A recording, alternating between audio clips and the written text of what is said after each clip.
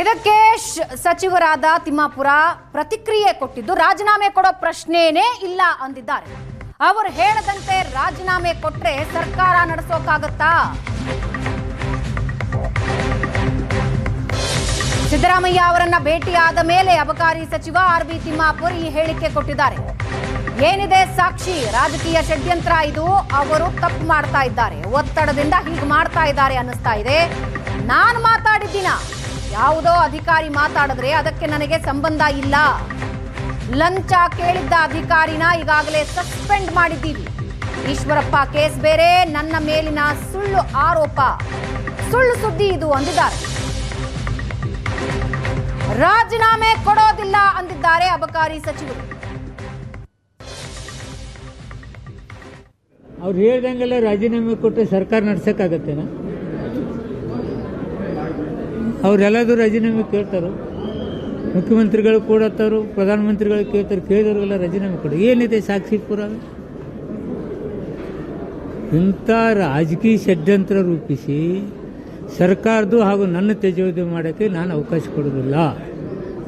ಇದು ಭಾರಿ ತಪ್ಪು ಮಾಡ್ತಾ ಇದ್ದಾರೆ. ಎಲ್ಲೋ ಇವ್ರದ್ದು ಒತ್ತಡ ಇದ್ದಂಗೆ ಕಾಣುತ್ತೆ. ಆ ಒತ್ತಡದಿಂದ ಈ ರೀತಿ ಮಾಡ್ತಾ ಇದ್ದಾರೆ ಕಾಣುತ್ತೆ. ಅಂಥದ್ದೇನು ನಡೆದಿಲ್ಲ, ರಾಜೀನಾಮೆ ಕೊಡೋ ಪ್ರಮೇಯ ಇಲ್ಲ, ಅಂಥ ತಪ್ಪನ್ನು ಮಾಡಿಲ್ಲ, ಯಾವುದೇ ಸಾಕ್ಷಿ ಪುರಾವೆಗಳಿಲ್ಲ. ಇಲ್ಲ ಅಸೆಂಬ್ಲಿಯಾಗ ಕೂತ್ಕೊಂಡಿದ್ದಾರಲ್ಲ, ಏನು ತಪ್ಪು ಮಾಡಿದ್ವಿ ಅಂತ ಕೇಳೋದು. ಏನದು ಸಾಕ್ಷಿ? ಏನು ನಾನು ಮಾತಾಡಿದ್ದೀನ? ಯಾವುದೋ ಅಧಿಕಾರಿ ಮಾತಾಡಿದ ತಕ್ಷಣ ನಾನು ಮಾತಾಡಿದ್ದೀನ?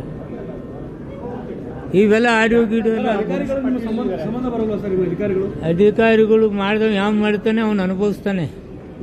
ಯಾರ್ಯಾರ್ದು ಹೆಸರು ನಿನ್ನ ಹೆಸರು ಹೇಳಿ ದುಡ್ಡು ಕಲೆಕ್ಟ್ ಮಾಡಿದ್ರೆ ಏನು ಮಾಡ್ತೀಯ? ಅಲ್ಲ ನಿನ್ನ ಹೆಸರೇ ಯಾರು ಅಂಥವ್ರ ಮೇಲೆ ಇಮಿಡಿಯೇಟ್ ಕ್ರಮ ಕೈಗೊಂಡಿದ್ದೀನಿ, ಇಮಿಡಿಯೇಟ್ ಸಸ್ಪೆಂಡ್ ಮಾಡಿದ್ದೀನಿ. ಸುಳ್ಳು ಸುದ್ದಿಗಳು, ಸುಳ್ಳು ಆಪಾದನೆಗಳು. ಸಚಿವ ತಿಮ್ಮಾಪುರ ರಾಜೀನಾಮೆಗೆ ಪಟ್ಟು ಹಿಡಿದಿವೆ ವಿಪಕ್ಷಗಳು. ತಿಮ್ಮಾಪುರ ಬೆಂಬಲಕ್ಕೆ ನಿಂತಿದ್ದಾರೆ ಕಾಂಗ್ರೆಸ್ ಸಚಿವರು, ಶಾಸಕರು. ಭ್ರಷ್ಟಾಚಾರದ ಆರೋಪಕ್ಕೆ ದಾಖಲೆ ಇದೆಯಾ ಅಂತ ಪರಮೇಶ್ವರ್ ಪ್ರಶ್ನಿಸಿದ್ದಾರೆ. ಆಡಿಯೋ ಕಾರಣಕ್ಕೆ ಯಾರಾದರೂ ರಾಜೀನಾಮೆ ನೀಡಿದ್ದಾರಾ? ಆರ್.ಬಿ. ತಿಮ್ಮಾಪುರ ಪರ ಶಾಸಕ ಶಿವಲಿಂಗೇಗೌಡ ಬ್ಯಾಟ್ ಬೀಸಿದ್ದಾರೆ. ಸದನ ಹಾಳು ಮಾಡೋದು ಸರಿಯಲ್ಲ ಅಂತ ಕೋನ್ ರೆಡ್ಡಿ ಹೇಳಿದ್ದಾರೆ.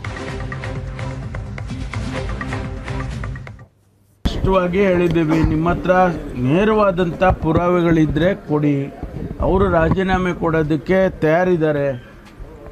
ಅವರೇ ಸದನದಲ್ಲಿ ಹೇಳಿದಾರಲ್ಲ, ನನಗೆ ಡೆಫಿನೆಟ್ಟು ಇದು ಎವಿಡೆನ್ಸಸ್ ಕೊಡಿ, ನಾನು ರಾಜೀನಾಮೆ ತಯಾರಿದ್ದೀನಿ ಅಂತ ಅವರೇ ಹೇಳಿದ್ದಾರೆ. ಆದರೆ ನೀವು ಎವಿಡೆನ್ಸ್ಗಳನ್ನಿಟ್ಟು ಯಾವುದೋ ಒಂದು ಯಾರೋ ಮಾತಾಡಿದ್ದಾರೆ, ಅಧಿಕಾರಿಗಳು ಮಾತಾಡಿದ್ದಾರೆ ಅಂತ ಹೇಳಿದರೆ ನೇರವಾಗಿ ಈಗ ಅವರು ಕ್ಯಾಶ್ ತೊಗೊಂಡಿದ್ದಾರೆ, ಇಲ್ಲ ಚೆಕ್ಕಲ್ಲಿ ತೊಗೊಂಡಿದ್ದಾರೆ, ಇಲ್ಲ ಇನ್ನೂ ಯಾವುದಾದ್ರೂ ರೂಪದಲ್ಲಿ ಹಣ ತೊಗೊಂಡಿದ್ದಾರೆ, ಈ ರೀತಿ ಎಲ್ಲ ಎವಿಡೆನ್ಸಸ್ಗಳು ಇರಬೇಕಲ್ವಾ? ಇವತ್ತು ಕೇಂದ್ರ ಸರ್ಕಾರ JJMನಲ್ಲಿ 15,000 ಕೋಟಿ ಕೊಡಬೇಕು, ಅಂಥದ್ರ ಬಗ್ಗೆ ವಿರೋಧ ಮಾಡಲಿ, ಹೋರಾಟವನ್ನು ಮಾಡಲಿ.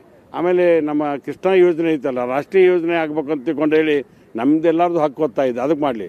ಕಾವೇರಿ ವಿಷಯಕ್ಕೆ ಮಾತಾಡಲಿ. ಮತ್ತು ಅದೇ ರೀತಿಯಾಗಿ ಮಹದಾಯಿ ಕಳಸಾ ಬಂಡೂರಿ, ಆಮೇಲೆ ಮೇಕೆದಾಟು, ಇಂಥ ರಾಜ್ಯದ ಸಮಸ್ಯೆಗಳ ಬಗ್ಗೆ ನೀವು ಹೋರಾಟ ಮಾಡಿದ್ರೆ ಒಂಥರ ಅದು ವಿರೋಧ ಪಕ್ಷಕ್ಕೆ ಗೌರವ ತರ್ತಕ್ಕಂಥ.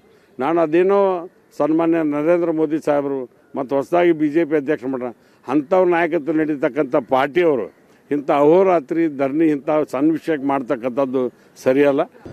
ಇತಿಹಾಸದಲ್ಲಿ, ಈ ವಿಧಾನಸೌಧ ಇತಿಹಾಸದಲ್ಲಿ ಯಾರಾದರೂ ಒಂದು ಆಡಿಯೋ ಸ್ಲಿಪ್ಪಲ್ಲಿ ಬಂದದ್ದಕ್ಕೆ ರಾಜೀನಾಮೆ ಕೊಟ್ಟಿರ್ತಕ್ಕಂಥ ಇತಿಹಾಸ ಇದೆಯಾ?